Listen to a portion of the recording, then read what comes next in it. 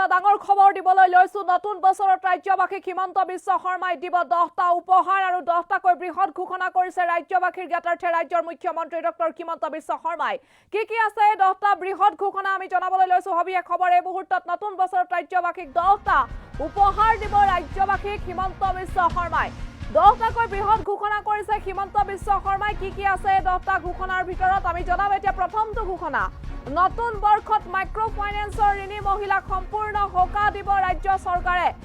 micro ফাইনেন্সৰ ঋণী মহিলাসকলৰ বাবে ভাল খবৰ সম্পূৰ্ণ সকাহ দিব তেওঁলোকক 2023ত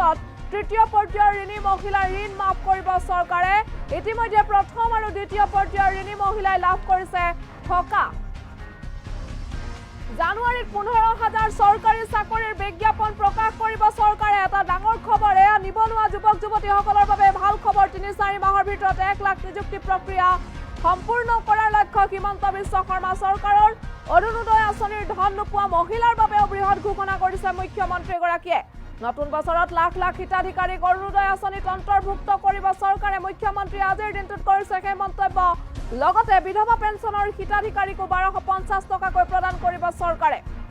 ৰেচন কাৰ্ড নথকা সকলৰ বাবেও এক সুবৰ্ণ সুযোগ আৰু এই সুযোগৰ জৰিয়তে আপোনালোকে লাভ কৰিব ৰেচন কাৰ্ড হেয়া হৈছে শীঘ্ৰে হাজাৰ হাজাৰ ৰেচন কাৰ্ডৰ হিতাধিকাৰী সৃষ্টি কৰিব হিমন্ত বিশ্বৰ নেতৃত্বাধীন চৰকাৰে ৰাজ্যৰ দুখীয়া পৰিয়ালক ৰেচন কাৰ্ড প্ৰদানৰ ঘোষণা কৰিছে হিমন্ত বিশ্ব শৰ্মাই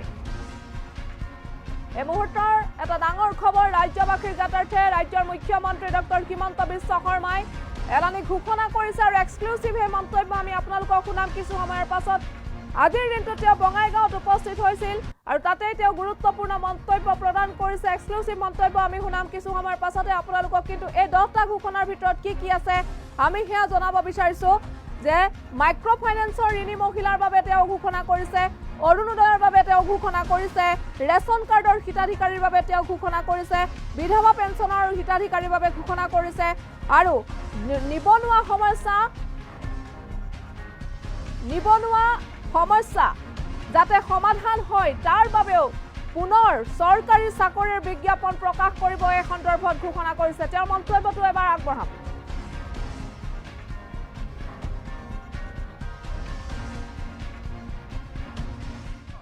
মাইক্ৰ ফাইনেন্সৰ লোন ৰেহাই প্ৰথম আৰু দ্বিতীয় পৰ্যায় হৈ গ'ল অহাবাৰ আমি তৃতীয় পৰ্যায়ত সকলোকে লোন মুক্তৰ প্ৰমাণপত্ৰ দি আমি এই অধ্যায় শেষ কৰিব খুজিছো 1 লাখ চৰকাৰী চাকৰিৰ আমি কথা কৈছিলো এই মুহূৰ্তলৈকে 70,000 চাকৰিৰ হয় নিযুক্তি নহলে নিযুক্তিৰ প্ৰক্ৰিয়া আৰম্ভ হৈছে অহা মাহত আমি আকৌ 15,000 চাকৰিৰ এই মাহ আৰু অহা মাহত আমি বিজ্ঞাপন দিম আৰু চাওঁতে অহা 3-4 মাহৰ ভিতৰত আমি 1 লাখ চাকৰিৰ আমাৰ যি দায়িত্ব সেই দায়িত্ব আমি সম্পূৰ্ণ কৰিম নিৰ্বাচনৰ সময়ত আমি ৰাইজক কৈছিলো যে আমি লাহে লাহে অৰুণোদয় আঁচনি ৰাইজক সম্প্ৰসাৰণ কৰিম অৰুণোদয় আঁচনিৰ আমি হিতাধিকাৰীয়ে পোৱা টকাৰ পৰিমাণ আমি বৃদ্ধি কৰিম 830 টকা দি আমি আৰম্ভ কৰিছিলো 1000 লৈকে গলো আৰু এইবাৰ আমি 1250 টকাকৈ ৰাইজক দিয়া আমি আৰম্ভ কৰিছো আপোনালোকে জানি অত্যন্ত ভাল পাব যে অহা 12 তাৰিখৰ পৰা 12 ডিচেম্বৰৰ পৰা অৰুণোদয় আঁচনিত আমি নতুন হিতাধিকাৰী আকৌ নতুনকৈ তালিকাভুক্ত কৰাৰ কামো আমি আৰম্ভ কৰিম অৰ্থাৎ এই বঙাইগাঁও জিলাত মই আশা কৰা মতে আৰু 20-22 হাজাৰ মহিলা বা মহিলা পৰিয়াল এই অৰুণোদয় আঁচনিৰ লগত জড়িত হ'ব চাওঁতে